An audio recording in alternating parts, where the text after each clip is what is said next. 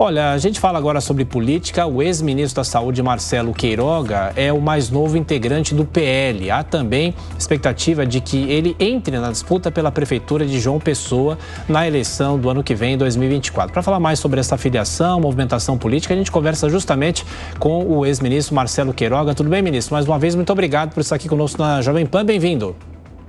Tudo bem, eu que agradeço o convite e a oportunidade de falar com toda a grande audiência da nossa Jovem Pan.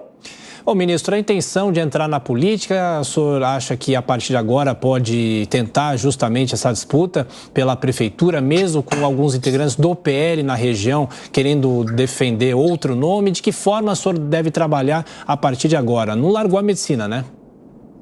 Bom, são vários objetivos, né? O primeiro deles é defender o legado de governo do presidente Jair Bolsonaro na região Nordeste. Essa tarefa está sendo facilitada por esse atual governo. A gente está vendo aí o desmantelo que eles estão fazendo na gestão que fizemos até o ano de 2022. É tanto ministros, né? 37 ministros, aumentou de 22 para 37, mesmo assim não consegue contemplar o condomínio para ter apoio na Câmara. Então, vamos voltar ao Nordeste para defender um grande legado do presidente Bolsonaro na região.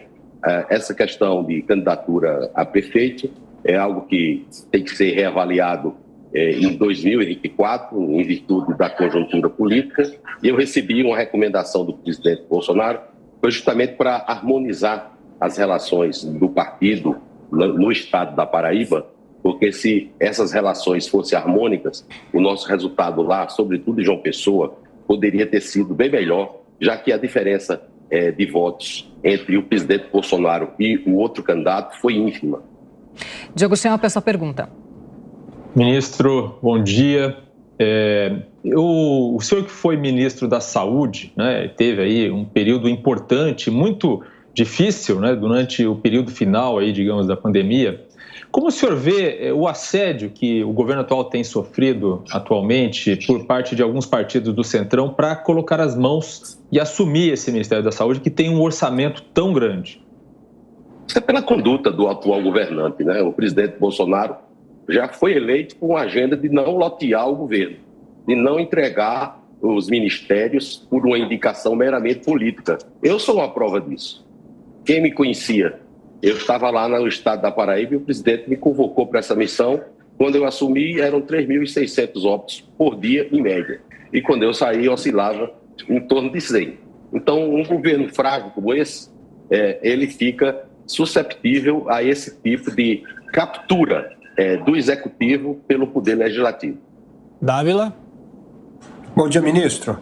Ministro, agora que o senhor é o novo integrante aí do PL, e evidentemente nessa defesa do legado Bolsonaro, o senhor vai se empenhar também no partido para que o PL fique na oposição de verdade e que parte do partido não continue votando com esse governo incompetente no Congresso Nacional? Mas uma diferença entre a oposição que nós fazemos e a oposição que eles faziam.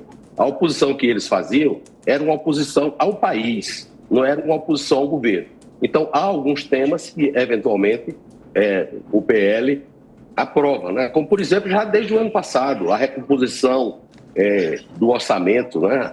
A chamada PEC da transição, o partido apoiou, porque o partido quer que o Brasil progrida. O partido pode, eventualmente, apoiar alguns temas relativos à questão da reforma tributária, né? Isso vai depender das análises do que está sendo posto, dos destaques que estão sendo discutidos no Congresso Nacional, mas aquilo que é o cerne da política do governo do presidente Jair Bolsonaro, aí o presidente e a sua bancada vai fazer uma oposição dura a esse desgoverno.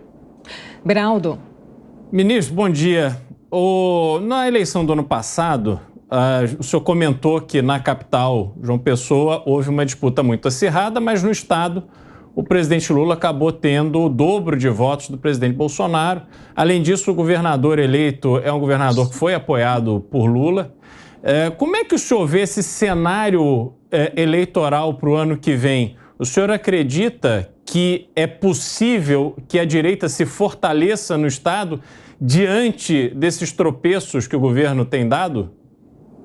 Bom, a eleição municipal é uma eleição diferente, né? Não se discute os grandes temas nacionais e é voltada mais para a questão do cotidiano dos municípios, exceto as eleições dos grandes municípios, como é o caso de São Paulo e do Rio de Janeiro, que é mais nacionalizado. O governador do estado da Paraíba, ele não ganhou na região metropolitana de João Pessoa, ele não ganhou na região metropolitana de Campina Grande, e onde ganhou foi nos municípios menores do estado. E muito de apoio que ele teve foi de políticos que integravam a base do presidente Bolsonaro, né? Então, muito em face do protagonismo que o Congresso Nacional passou a ter em função das chamadas emendas parlamentares. E o governo do presidente Bolsonaro foi um dos que mais alocou dinheiro para municípios. A gente não vê os municípios hoje em dificuldades. Então, o que a gente tinha era galinhas cantando em cima de ovos que outras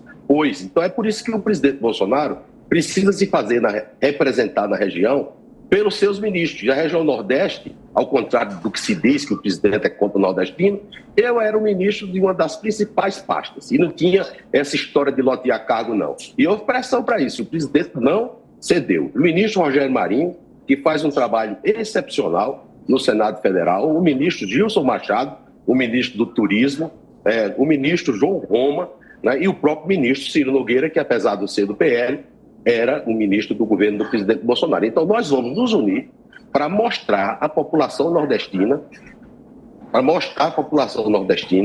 o que foi feito durante o governo do presidente Jair Bolsonaro. Na minha área da saúde, o que é que eles diziam? Que iam levar 40 milhões de doses de vacina para os nordestinos. Levaram quantas doses? Nenhuma. Então é trabalhar forte e mostrar o que nós fizemos. Ministro, ontem Bolsonaro falou que o senhor tem uma dura missão de conseguir apaziguar aí o PL dentro ali da Paraíba. O senhor acredita que o seu sangue nordestino pode trazer um pouco mais de afeto ali nessa relação? O presidente sempre me confia missões que não são das mais fáceis, né?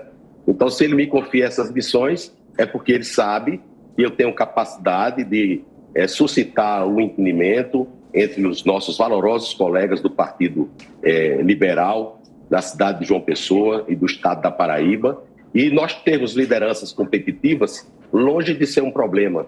Isso é um grande ativo. Nós temos o deputado federal Carlos Gilberto, que foi o mais votado em João Pessoa. Nós temos o radialista Nilvan Ferreira, que foi candidato ao governo do estado. Nós temos o deputado estadual mais votado de João Pessoa, o deputado Valber Virgulino, e nós temos que trabalhar em conjunto, independente do nome que eventualmente for pleitear a candidatura de prefeito. Claro que eu tenho a simpatia do presidente Bolsonaro, do presidente Valdemar da Costa Neto, e vamos trabalhar para ser bastante competitivos. O objetivo é eleger o maior número de prefeitos e vereadores na região da Paraíba e nos outros estados. Ministro Queiroga, só para a gente fechar, não posso deixar de perguntar qual o risco de Jair Bolsonaro se tornar inelegível com o julgamento do TSE a partir do próximo dia 22 e se ele se tornar inelegível, qual que pode ser o peso dele na eleição do ano que vem? Bom, em qualquer contexto, o presidente Jair Bolsonaro é forte, né? O chamado bolsonarismo transcende o próprio Bolsonaro. Então, independente da decisão que o TSE tomar, a posição política do presidente Bolsonaro está muito consolidada, porque ele está no coração dos brasileiros. Agora, pessoalmente, como cidadão, eu não vejo nenhum motivo para que o TSE casse os direitos políticos do presidente Jair Bolsonaro. Ok, conversamos com o ex-ministro da Saúde, Marcelo Queiroga. Como sempre, ministro, muito obrigado pela gentileza. Até a próxima. Obrigado a vocês e obrigado pela oportunidade.